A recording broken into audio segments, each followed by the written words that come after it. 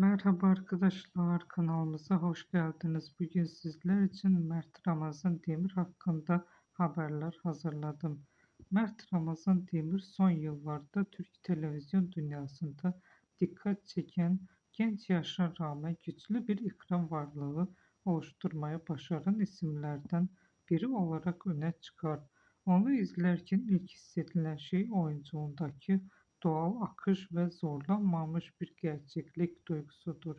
Sahneye hakim olmaya çalışmaz. Aksine o sahnenin içinde var olur ve bu da performanslarını daha da inandırıcı kılar.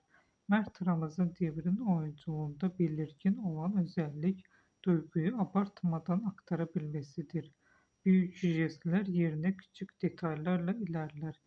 Bir bakış, kısa bir duraksama ya da ses tonundaki hafif bir değişim sahnenin en güçlü anına dönüşebilir. Bu yaklaşım onun karakterlerini daha da sade ama aynı zamanda daha etkili kılar.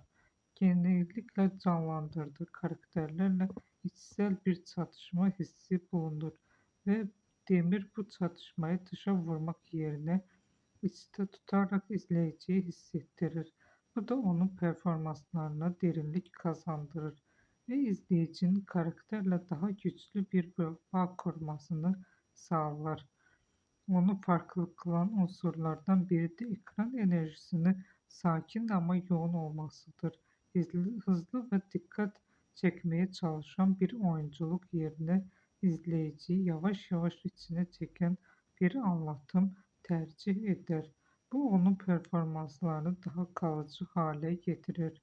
Mert Ramazan Demir izlemek çoğu zaman bir hikayeyi takip etmekten çok o hikayenin duygusal atmosferinde kalmak gibi bir deneyim sunar. Bugünlük benden bu kadar arkadaşlar. Bizi izlemeyi unutmayın. Yeniden görüşmek üzere. Hoşça kalın.